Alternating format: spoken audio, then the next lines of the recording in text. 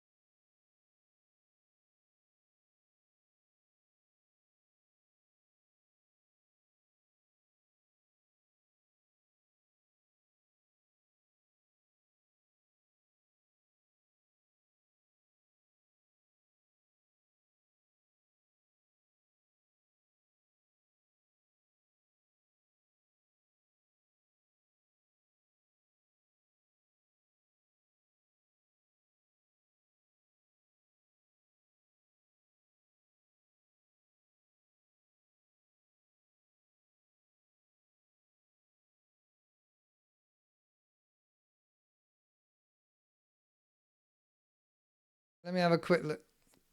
Quick look back at me. There we go. Back at me. Right. So I've got some notes here, as always, trying to be professional for you guys, and also I thought I'd remind you guys that while we're jumping into the video, the specific points about this channel. This channel is specifically designed for you guys to be under an hour, unedited, and unscripted. All right. So it's real natural conversation. So you will hear me go, or, I don't know, and things like that, because it's real. All right. It's not edited and chopped together to make me look good, like I speak amazing with no stops and ums and ahs and scratching my head. You know, this is reality. This is real life English speaking. Now, if you like this kind of speaking where I'm natural, then there's also a website you can go to, and there's some other stuff you could look at as well. Right. Okay. So going back to this, there we go. Going back to the, what am I going to call it? Notes. I got my notes. It's on a Google Docs. That's why I can't remember what I call it. I don't call it notes. It's Google Docs. Right. So obesity has become a global health concern within Western cultures, experiencing a significant rise in overweight populations. Yeah, that's really true. That's really true. A lot of people over here in the West are starting to get bigger and bigger and bigger. Now, I did a little bit of research and a bit of digging into it, because you guys know that I've traveled to Asia and I've done a little bit of traveling around. And so, although I've not been to America, I think America is almost like a magnifying glass of the UK. All right. So a lot of the things that happen in the UK happen much bigger in the US.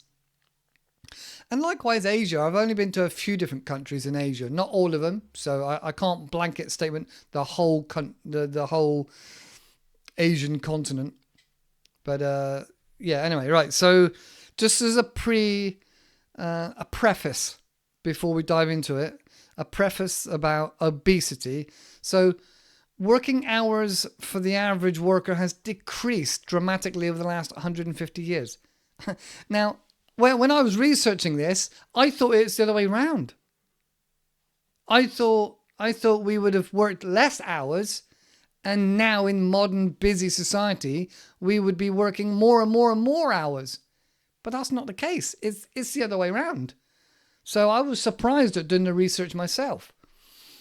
And I thought, yeah, we do work less hours. And when I looked at the graphs and I looked at why, it's because we're having a healthier work-life balance, if you want. So nowadays we have a lot more days off for like the King's holiday, the King's birthday, or a coronation. So across the whole country, there are more days off, especially in the UK. But it's the same in America or in other Western countries, Germany and France and Spain. There are more and more days off now than what there was 100 years ago. All right, so that's just days off. Weeks holiday. Now in the UK, it's if you work for an employer, you have to be given, I think it's a minimum of 4 weeks holiday or 20 days a year. So you are given these days off and still paid. All right.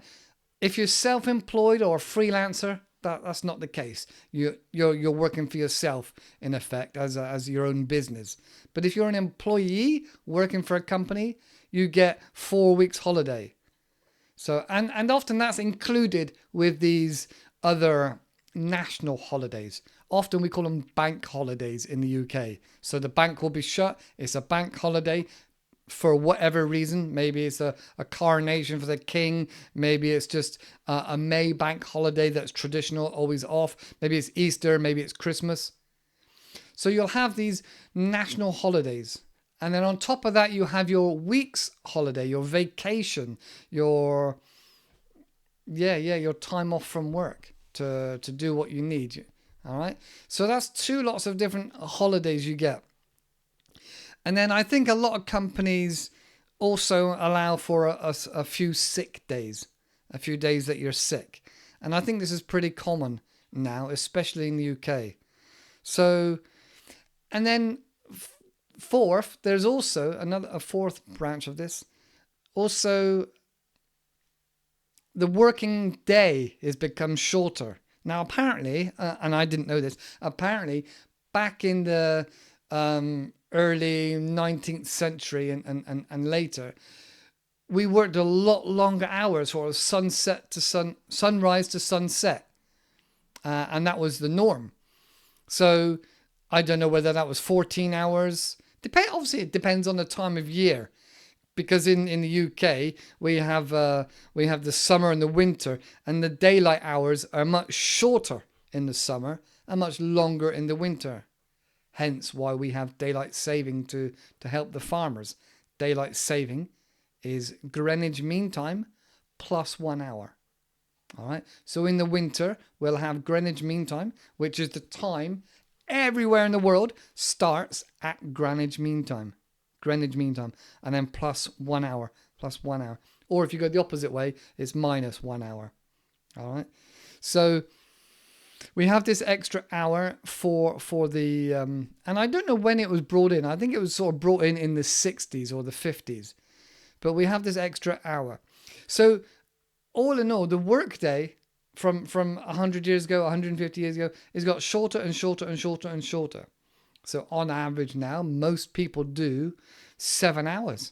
7 hours of work. And that's including, on average, well, I say on average, from my understanding, an average of an hour's dinner break. So if you're in a factory, you might get an hour's dinner break. You might, I don't know, start at 7 and finish at 4 or finish at 5. Depends on whether you get paid breaks or not. A lot of people work in offices and they may start at 9 o'clock. They might have a little sneaky tea break at 10 o'clock or 11 o'clock. And then maybe they might have lunch at 12:30 or 1. And a lot of people in offices choose not to have a break. And they might eat their lunch, their sandwiches or whatever at their desk because they got so much work to do. Hence why I thought everybody was so busy in this day and age with working harder and not having a dinner break. And then most people in the office finish at 5 o'clock, sometimes 5:30. Now, in the factories, it depends on your shift. You could have a morning shift, an afternoon shift, and sometimes even a night shift. And that would all depend on your contract and how many hours you work. So they say the average working hours now for an employee is 39 hours a week. Some contracts I've seen are 37 and a half hours. But 39 is still kind of really common. 39 hours. So if you've got less hours at work, you got more holidays, more sickness, more national holidays, then where's all this time going?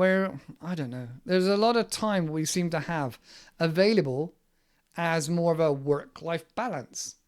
I understand, or I believe the government and the employers feel the more time off you have, the more family time, the more quality balancing of your time, the more refreshed and the more relaxed and the better of a worker you will be. I think that's the philosophy behind it. A more relaxed and happy employee, the better your work.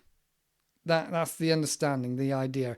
And I'm guessing this came from when we were all slaves, I guess. If you gave the slaves a break, then they're less likely to collapse. If you gave the slaves maybe a religious day off on Sunday, for example, then they're less likely to collapse and die. So it's from a productive perspective, I guess. All right. So yeah, we talked about the working day and the working hours are less. Okay. Also, we've got here that lifespan has become longer. Now, don't get me into talking about pensions and when you retire, but that's another story. All right. So we got more leisure time all in all. All right. Even if you retire at 65 and you live to 80, you got 15 years to do as you please.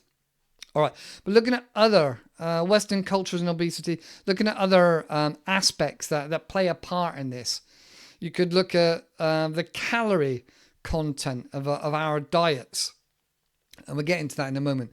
Also, even though we have all this leisure time to do as we please, from say 6 o'clock in the evening, if you drive, you get back home 6 o'clock. From 6 o'clock in the evening until 10, 11 o'clock at night when most people are going to bed. That's like 4 hours, sometimes 5 hours, depending on what you got to do for yourself. every single night.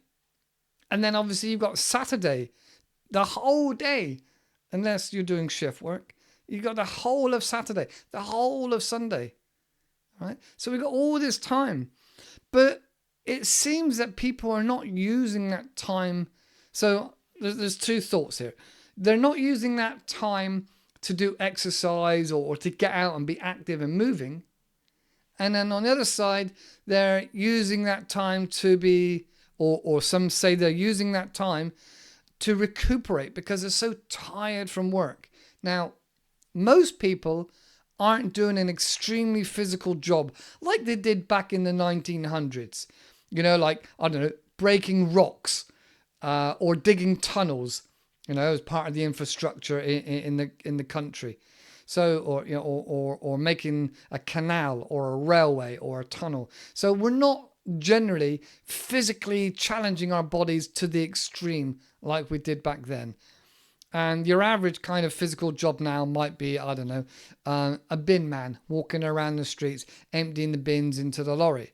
So we're not normally as physically demanding now as what we were 100 years ago, yet we are still exhausted and tired, and a lot of us choose to do very little with our time off, which is a big factor into that going alongside our diets and why we're getting bigger and bigger as a nation. All right. But looking at the Eastern cultures and their practice, so they allegedly have a more balanced diet, more fresh fruit and vegetables and whole grains. Now, like I said, I've lived in Asia, and I can attest that, yes, that is true, especially for the older generation. They do tend to eat local fruits because that's what they're able to access with minimal issues, minimal problems. You know, it's not having to be driven in, whereas our food in the West is often shipped in from lots of other countries, you know, exotic foods. And then time you put on not just the carbon footprint on that, say, avocado coming from a foreign country, but also the costs are added to that. So it becomes expensive to eat food. Whereas in Asia, if you're picking it off of a tree, say a mango, then the costs are very, very small. And the closer to the jungle you go, or further from the city you go, the more fruit is available to pick in nature and in wild where it is. Hence why people that can live in the jungle can sustain themselves, because there's an abundance of fruit and water. As you know, even in a coconut, there is coconut water to drink and survive on. Okay. Also, traditional diets are rich in diverse nutrients. Yeah, I think there's a lot more nutrients. So, I mean, you could talk about then as well about the diets that we eat here in the West. A lot of food is processed. So I saw a really interesting YouTube video the other day just about how people from poorer countries and from, I don't know, the 1920s, 1930s, going back like 100 years, their diets were so much better than our current diet. Now, in the video, they concluded that it was because of packaged foods. And they also chucked into the mix the fact that if you're a meat eater, what do they call it? Like a paleo diet or a keto diet, where you kept your carbohydrates down to a very, very minimum, keto diet, and a vegan diet, a fact they're very opposite to each other. They're the dichotomy of one another, being so diverse.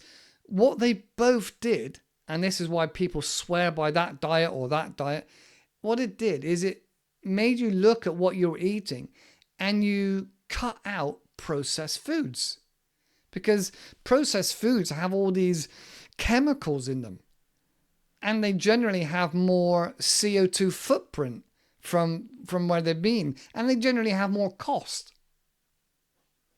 So I think there's something we could look at there in regards to the type of diet we have, of being more basic and fundamental, is not just healthier, but is probably cheaper as well. Okay. Eastern diets prioritize balance and nutrition, whereas Western diets link together high calorie intake and low nutritional value. Now, one thing I will say that I observed between the Western society and Eastern society, or cultures, whatever you want to say, is in the West, we try to maximize the efficiency of working. So if I eat at my desk, I can get more work done and make my boss happy. Whereas in the Eastern cultures, it was more a case of, okay, it's time to stop now. I'm going to get some food. I'm going to enjoy and relax eating my food. It's more likely to be healthy food. And they break and stop. You know, maybe, and that's also similar in some other hot countries. They tend to have a break through the hottest part of the day and eat slower. So that may well also have a factor that they're maybe getting exercises walking home from work for lunch for a few hours and then coming back. I know when I taught in the schools in Asia, often we would stop at 11 or 11:30, go home, and then come back around 2:30, and then work until 5 or 6 o'clock. So often I've noticed in very hot countries, there's a large gap in the day, which then would allow you to eat a healthier food and a healthier meal. Interesting. Okay. So yeah, that's what it would seem. Now, also something that I wasn't quite sure about is in Asia and the hot countries, people were less active because it was so hot. You tend to burn calories. Well, you think you burn calories. You're just worn out, should I say. You're tired just from walking around. And unless you can stay in an air-conditioned building all day, if you're outside, it's very, very tiring just being outside and walking and moving. Extremely so. I'd go for a walk and I would be exhausted. And that's just from the heat. So actually cycling cools you down, is a bit more enjoyable. Anyway, interesting aspect. So what can we do about addressing the issues? Well, before we address the issues, let's go back and have a look at the images and see what we got from that. Okay.